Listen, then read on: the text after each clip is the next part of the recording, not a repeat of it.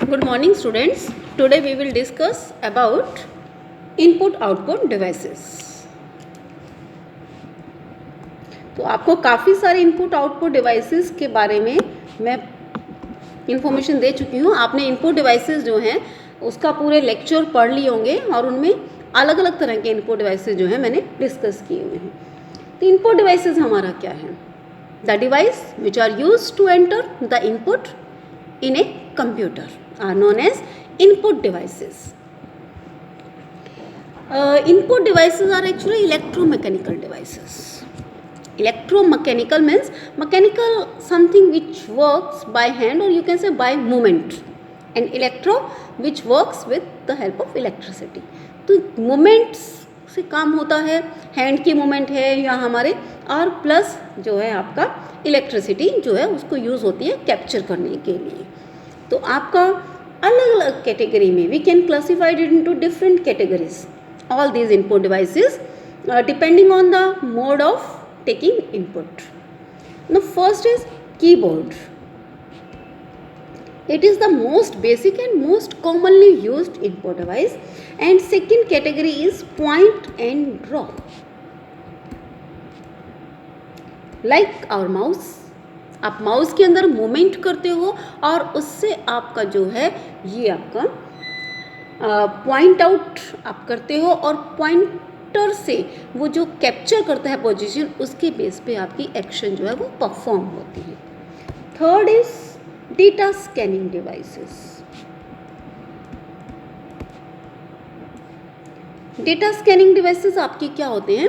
जो आपका स्कैन कर लेते हैं, जैसे कि हमारा स्कैनर होता है या फिर हमारा OCR, OMR. तो ये बहुत सारे अलग अलग तरह के डिवाइसेस होते हैं. फोर्थ पे है डिजिटाइज़र, जो आपकी डिजिट्स वगैरह को रीड कर लेता है. फिफ्थ पे आपका है इलेक्ट्रॉनिक कार्ड बेस्ड डिवाइस. आप मेमोरी कार्ड या ये डाल देते हो तो उनके थ्रू भी आप इनपुट कर सकते हो. सिक्स है स्पीच रिकॉग्निशन सिस्टम. आप जो अपना माइक यूज़ करते हो through which you enter the input, या फिर आपका वो आपके स्पीच को कैप्चर कर लेता है, वॉइस को कैप्चर करता है और उसके बेस पे जो एक्शन परफॉर्म होती है. And seventh is vision based input devices. All these are the categories of input devices. So first is keyboard. Keyboard आप सब लोग फेमिलियर हो उससे. कीबोर्ड आपका एक बोर्ड है और जिसके ऊपर कुछ अलग अलग कीज़ आपकी बनी हुई हैं, एंड इन कीज़ को आप फर्दर कुछ कैटेगरीज के अंदर डिवाइड कर सकते हो. हम इसको QWERTY जो है कीबोर्ड बोलते हैं, बिकॉज कि यहाँ पर जो की है वो सीक्वेंस एक्चुअली ये है QRE. तो ये सीक्वेंस की वजह से हम इसको ये नाम दे दिया गया. और अगर आप देखें तो this keyboard is same just like your typewriter keyboard. जो टाइपराइटर पुराने आते थे उनके कीबोर्ड से ये रिजेंबल करता है, सो डैट की जो टाइपिंग स्पीड है वो इंसान को वैसे ही जो आदत बनी हुई है टाइपराइटर की वो इस पर ठीक ठाक रहे, मूवमेंट उंगलियों की चलती रहेंगी उस हिसाब से.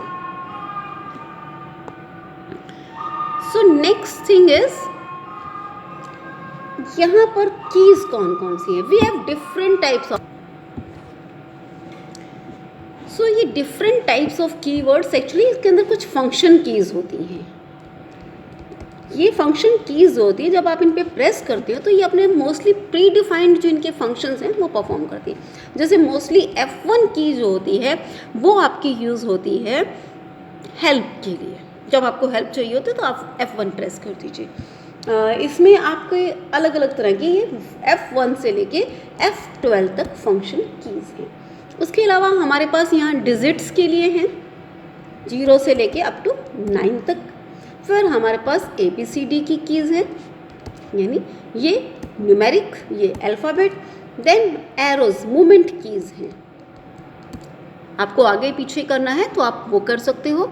नेक्स्ट टाइप की जो हमारे पास कीज़ हैं कुछ स्पेशल फंक्शन कीज़ हैं, जिसको जैसे हम बोलते हैं शिफ्ट, कंट्रोल, एक्स्ट्रा. तो ये हमारे अलग अलग फंक्शन तरह के काम करने के हमारी हेल्प करती हैं. जैसे अगर हमें कोई डिलीट करना है या कुछ और काम करना है तो हम कंट्रोल प्लस करके हम कह देते हैं कंट्रोल प्लस F2 या कंट्रोल प्लस S। आपने देखा होगा कि डॉक्यूमेंट्स को सेव करने के लिए यूज़ कर लेते हैं, तो ये इस तरह से हमें कंट्रोल करने में हेल्प करती है। तो कीबोर्ड जो है वो मोस्ट कॉमन इनपुट डिवाइस है।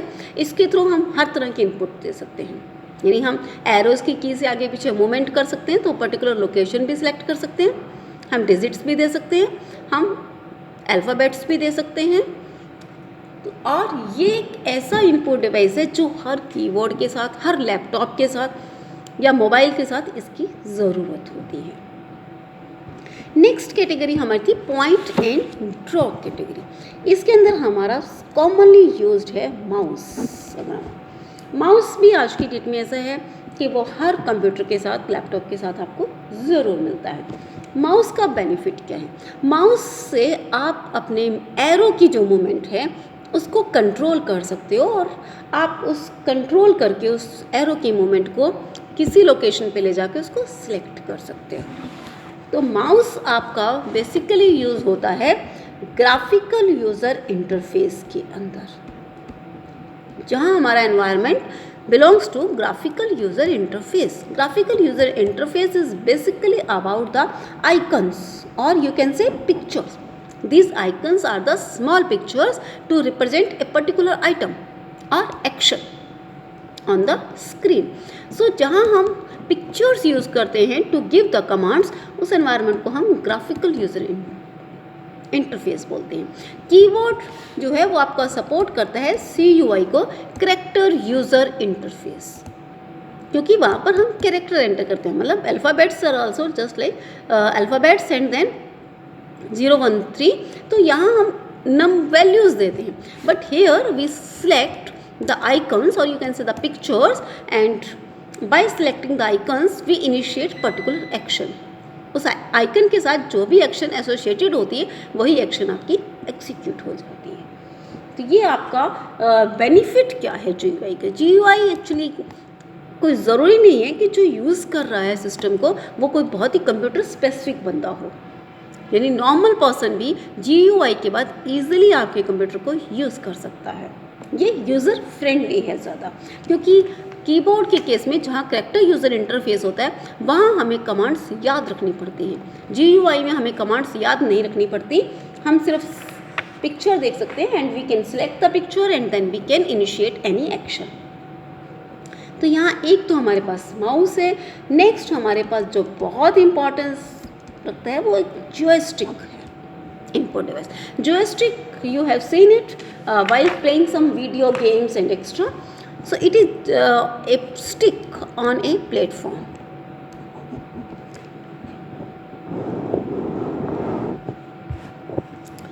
A stick on a platform, and you can move this stick in all 4 directions. I mean in vertical and in all 4 directions, so that the movement can be captured and the action can be initiated according to the movement of this stick.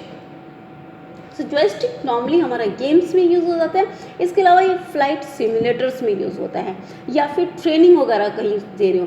जैसे कि आपने देखा होगा कुछ games होती है, motorcycle race की game है आपकी, वट यू डू, आप जॉयस्टिक की हेल्प से कभी इधर उधर कि मोटरसाइकिल को सीधे जाना है, पीछे आना है, साइड में जाना है, तो आपको you just feel the environment, आपको लगता है कि आप वाकई ही रेस में पार्टिसिपेट कर रहे हो, जबकि एक्चुअली ऐसा होता नहीं है, आप सिर्फ कंप्यूटर पे गेम खेल रहे हो। तो that environment is simulator, you simulate something original.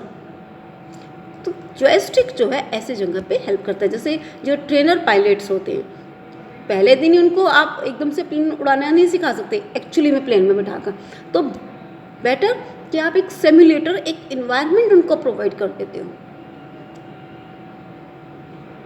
Next हमारा है इलेक्ट्रॉनिक पेन। तो इलेक्ट्रॉनिक पेन आते हैं, ये pen based point and draw है, यानी आपने कहा कि यहाँ से पेन को आपने किया और वो उस तरह से आपकी पेन की मूवमेंट को कैप्चर करते हुए स्क्रीन के ऊपर ड्रॉ कर देता है। नेक्स्ट है data scanning devices. Third is, तो scanning devices are used for scanning, scanning के केस में you have to enter input in the form of some document और in the form of some image, यानी कि already एक return या printed document है and आप उसको रीड कर लेते हो, तो वो आपका स्कैनिंग का होता है। Data scanning is very useful for direct data entry. I mean whenever you want to make a copy of some document you can directly scan it.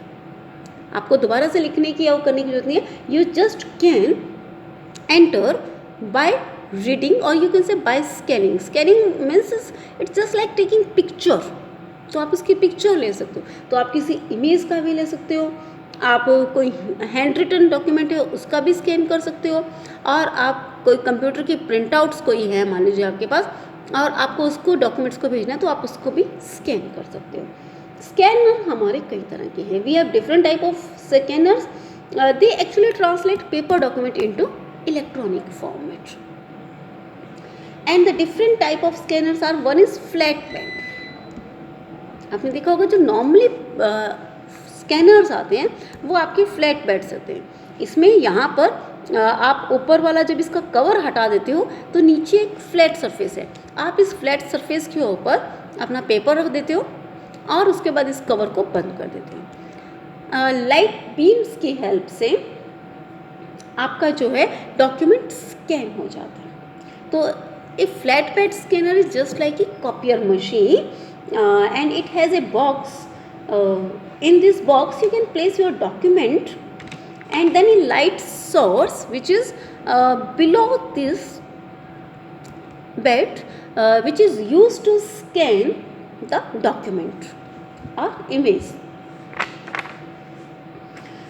Second category is handheld scanner, like you can also use your mobile to scan the documents, so they are the handheld, I mean हाथ में लेकर आप उसको scan कर सकते हो। Hand held scanner जो होते हैं they can be used only when we have to scan a low volume of data, यानी आपको बहुत कम डेटा अगर करना होता है तो आप हैंड हेल्ड यूज़ कर सकते हो, बट इनमें टाइम ज़्यादा लगता है, इसमें आपको सेटिंग खुद ही करनी पड़ती है, तो आपको थोड़ा ध्यान रखना पड़ता है। नेक्स्ट जो हमारे इसमें कैटेगरीज आएंगी, optical character recognition, OCR device, scanning के केस में optical character recognition. Optical character recognition क्या है, ये आपके कैरेक्टर्स को रिकॉग्नाइज कर सकता है, जैसे ABCD हमने डाला तो ये रिकॉग्नाइज कर लेगा इन कैरेक्टर्स को और उन कैरेक्टर्स को रीड करके आपके उसमें स्टोर कर देगा। हालांकि ये बहुत ही लिमिटेड तरीके से काम करता है, इनके लिए स्पेशलाइज्ड सॉफ्टवेयर चाहिए होता है, जो सॉफ्टवेयर इन कैरेक्टर को इनके इक्विवेलेंट ASCII कोड में चेंज करता है। OCR सॉफ्टवेयर जो है अभी इस वक्त बहुत एफिशिएंट नहीं है, बिकॉज यहाँ पर ये प्री डिफाइंड आपको जो सिंटेक्स फॉन्ट है वही फॉलो करना पड़ता है। Next is OMR sheet. आपने OMR शीट बहुत सुना होगा, आप जब भी कोई एंट्रेंस देते हो, कुछ इस तरह के एग्ज़ाम देते हो जहाँ पर आपको सर्कल्स मान लीजिए कहते हैं ना फिल कर दीजिए, तो ये सर्कल आप एक फिल करते हो बाकी सब छोड़ देते हो, तो ये basically OMR sheet simple. Optical mark reader, यहाँ क्या होता है, here we use the light and if a surface does not reflect the light, means like black अगर है तो वो कम रिफ्लेक्ट करेगा एंड यू कैन चेक और you can say computer can easily translate this information into digital form.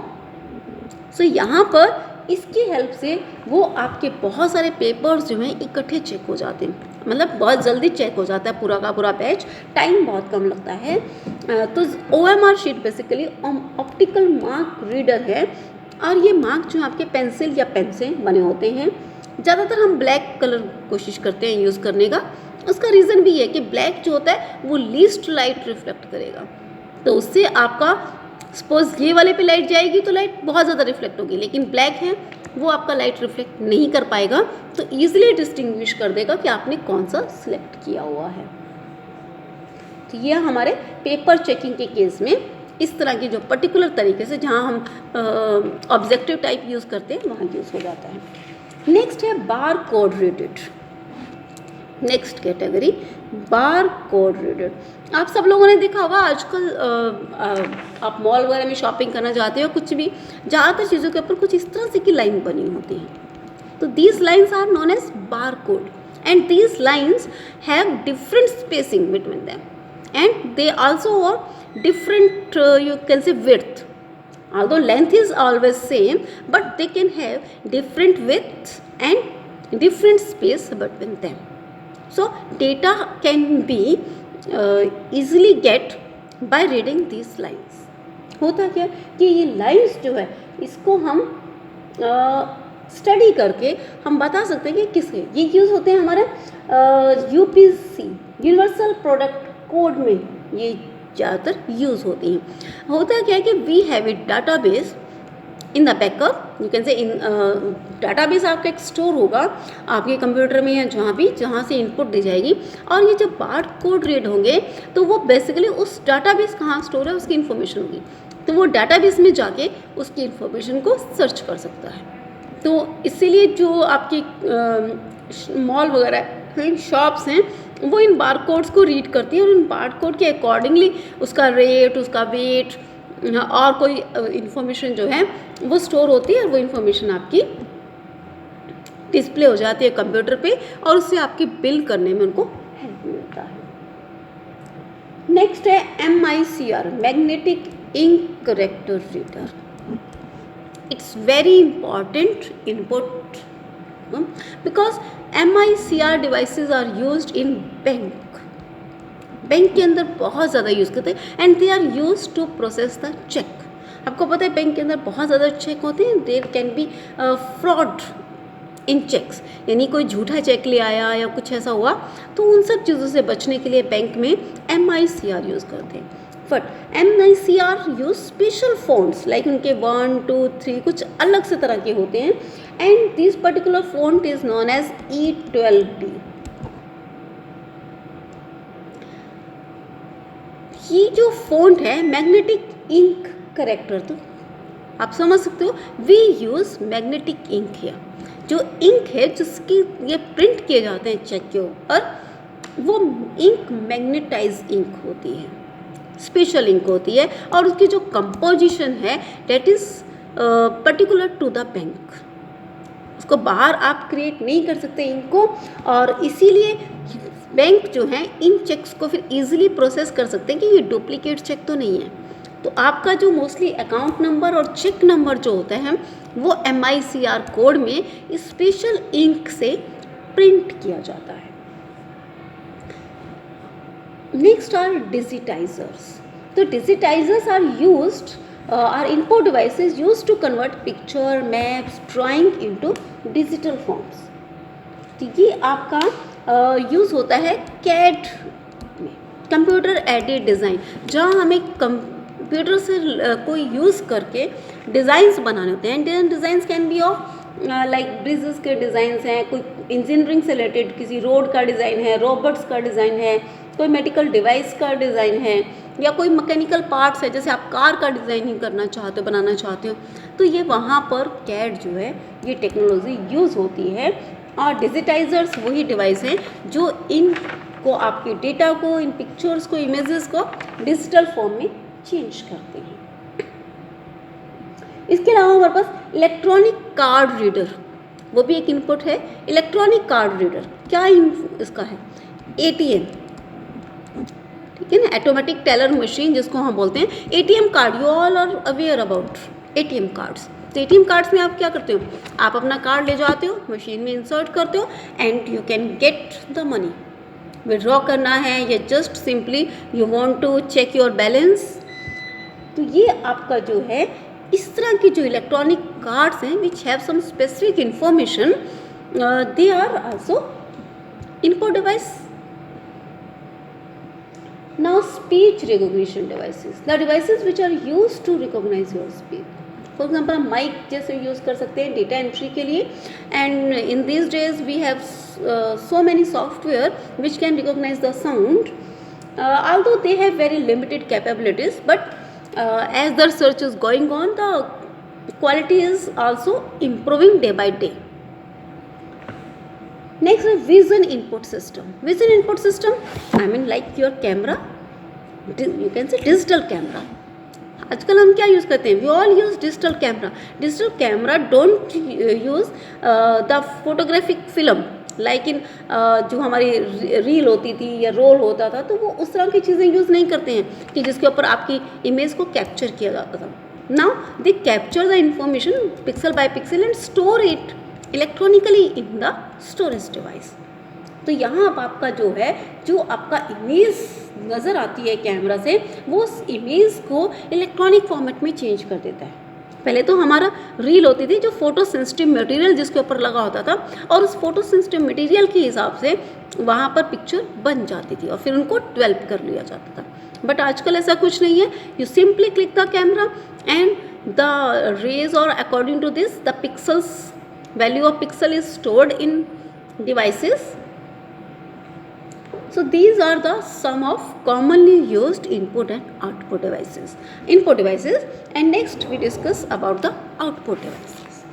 So output devices are used to get the output from the computer. आपने जो input दिया, जो काम हुआ, उसके बाद फिर जो result है, that result can be displayed or can be get with the help of output devices. Now these output devices can be divided into two categories: soft copy output device and hard copy output device. Soft copy, like the output displayed on the monitor, is known as soft copy output device because वो उतनी देर के लिए ही है वहाँ पर, उसके बाद आपने उसको अगर रिकॉर्ड करके उसका प्रिंट आउट नहीं लिया, कुछ मतलब जो मॉनिटर के ऊपर जो डिस्प्ले हो रहा है, जब कुछ नेक्स्ट डिस्प्ले होगा या आपने स्विच ऑफ कर दिया तो वो आउटपुट ख़त्म हो जाती है आपकी। उस तरह के आउटपुट्स को हम सॉफ्ट कॉपी आउटपुट डिवाइस कहते हैं। लेकिन अगर हमने उसी आउटपुट को किसी प्रिंटर पे उसका प्रिंट आउट ले लिया तो you can preserve it for ever, आप उसको संभाल के रख सकते हो, उसको जब चाहे मर्जी देख सकते हो, तो वो हमारा हार्ड कॉपी आउटपुट डिवाइस होते हैं। So we can classify them into two categories: soft copy, which are used for the temporary display of the output, and hard copy, which are used to permanent storage of the output.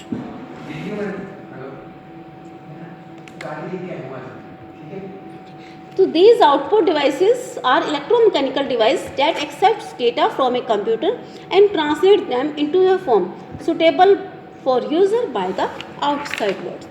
तो of course ये भी हमारे human readable forms में जो है इनको convert करते हैं।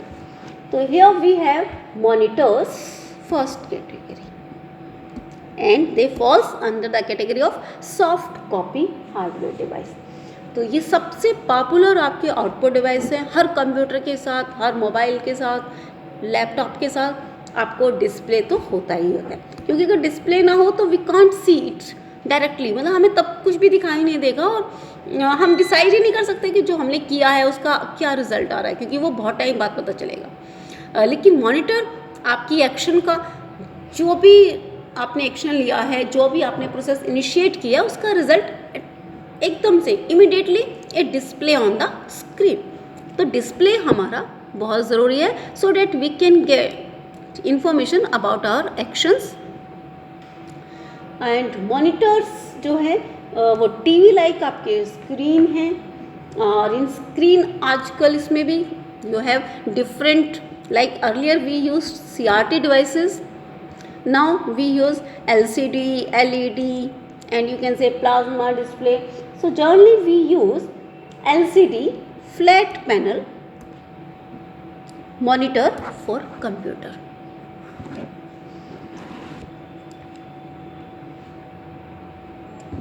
Next category is printers. Printers are hard copy output devices. यानी आप यहाँ पर आउटपुट लेके उसको स्टोर करके रख सकते हो permanently. So printers are the most popular output device today for producing hard copy output devices, and there are different types of printers also, like dot matrix. All these printers have different technology to print the paper. The dot matrix category, it's very cheap and very easy to use. यहाँ हम dot मतलब suppose I want to display A, so it just highlights like this कि ये ऐसे ए को print करेगा dots की form में। Here actually we have a ink is like this and then the particular shapes is printed with the help of dots। तो dot matrix जो है वो आपका डॉट्स की फॉर्म में आपके आउटपुट को प्रिंट कराते हैं। ये स्लो है काफ़ी and they are hammer type output device. एक और कैटेगरी हम बना सकते हैं, hammer means they are the impact printer, that's why we call them impact printer. Impact printer मतलब यहाँ प्रिंट करने के लिए एक्चुअली क्या होगा कि आपका एक रिबन होता है और वो इंक है उस रिबन के ऊपर लगी हुई, और जो आपका ये डॉट्स का एक जो मतलब आपका रेक्टेंगुलर एक बना होता है, आपने उसमें वही पर्टिकुलर जो शेप देनी थी उन पिन्स को थोड़ा आगे कर दिया, बाकी पिन्स पीछे रह गई और वो पिन इस पर टच करती हैं और इस पर टच करती हैं। यहाँ पर पेपर है, इधर ये पिन्स हैं, तो पिन्स जाके रील पे लगेंगी और रील से फिर वो जाके पेपर पे लगेगा, तो पेपर पे वही उसी जगह पे इंक आएगी जहाँ पर ये पिन्स आगे की गई थी। तो इस तरह से ये टच के थ्रू काम करता है, यानी यहाँ पर जब तक ये इससे नहीं टच करेगा और ये इस पर प्रेशर नहीं बनाएगा तब तक जो आपका रील है, जो आपका इंक कार्ट्रिज जिसको हम बोल देते हैं, वो रिबन आपका जाके पेपर पे नहीं लगेगा, टच नहीं बनेगा, तब तक आपका प्रिंट नहीं होगा। तो इन्हें हम इम्पैक्ट प्रिंटर बोलते हैं। And these impact printer obviously create noise, आवाज़ बहुत ज़्यादा क्रिएट होती है उनके केस में। वैसे ये चीप हैं बहुत ज़्यादा, अब इनकी स्पीड्स आजकल वो भी ठीक मिल रही है, बट फिर भी कम ही इनको यूज़ किया जाता है। सेकेंड कैटेगरी जो हमारी है वो है इंकजेट प्रिंटर की।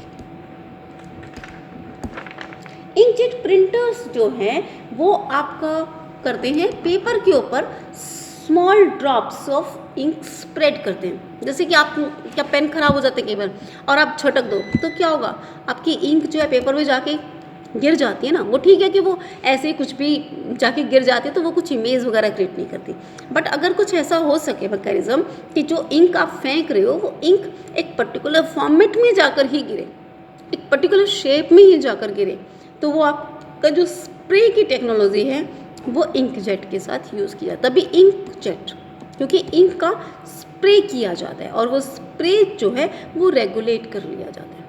तो यहाँ पर हमने दूर से छिड़क दिया तो हमारा उससे कांटेक्ट तो नहीं हुआ, ठीक है ना, इंक ही जाके गिरी ना, लेकिन जो लिखने वाला डिवाइस है उसका कांटेक्ट नहीं। तो these are the non impact printer, ठीक है। And they are also character printers, यानी यहाँ पर 1 by 1 करेक्टर जो आपका प्रिंट होगा। Dot matrix is also an character printer, वहाँ भी आपका करेक्टर बाय करेक्टर ही प्रिंट होता है। इंकजेट जो होते हैं आपके, they have better quality than dot matrix and इसका भी जो है स्पीड उससे ज़्यादा अच्छी होती है। Moreover we can print in colour here also, यानी इंकजेट जो होते हैं वो कलर भी हो सकते हैं आपके। कलर प्रिंटर क्या करते हैं, we have 2 type of inks here, one pack is of colour and another is black and white. कैसे, black colour, the color packet has 3 different colors in it. Blue, green and red, and we can reproduce any color with the combination of blue, green and red.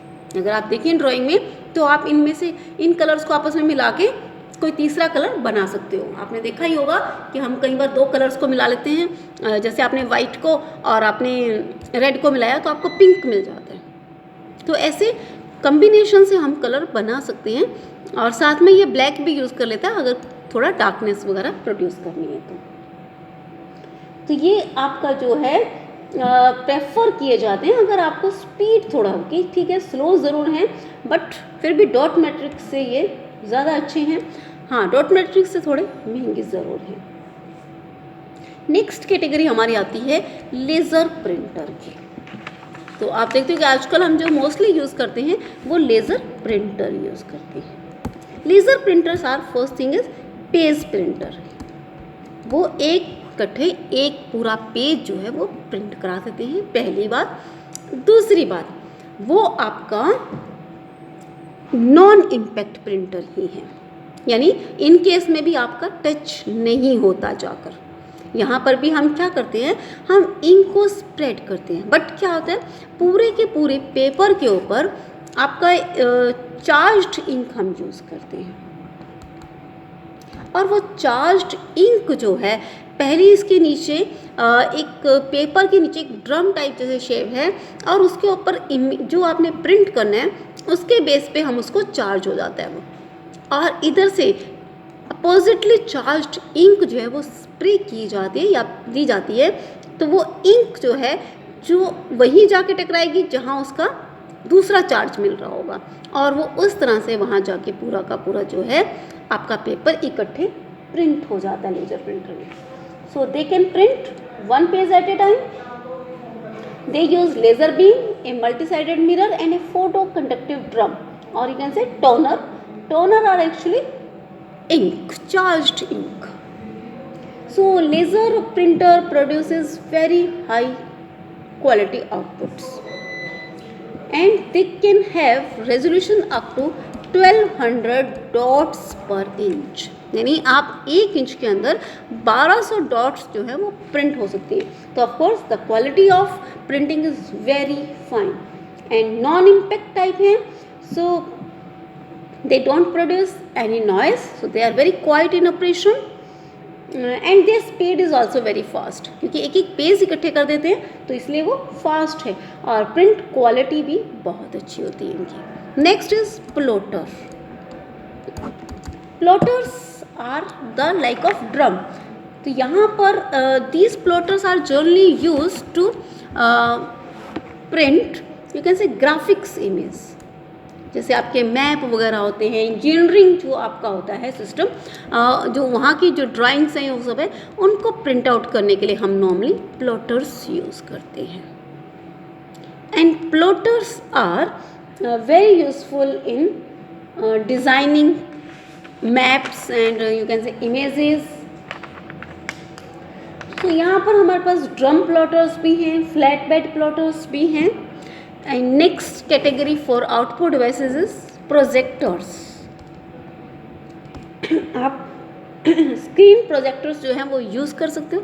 आप सब लोगों ने देखा है projectors आजकल होते ही है कि आपके कंप्यूटर के अंदर जो भी कुछ है वो आपका सामने स्क्रीन के ऊपर जाके डिस्प्ले हो जाता है। आप चाहो तो वाइट कलर की अगर दीवार है तो उसको भी आप एज ए स्क्रीन यूज़ कर सकते हो, नहीं तो स्पेशल इनके स्क्रीन भी आते हैं। तो आप यहाँ पर बेनिफिट क्या है कि अगर आपने कोई प्रेजेंटेशन बनाई है और आपने मास ऑडियंस को वो प्रेजेंट करनी है, तो आप उसको कंप्यूटर्स के ऊपर तो दिखा नहीं सकते क्योंकि छोटा स्क्रीन है, कितने लोग खड़े हो पाएंगे।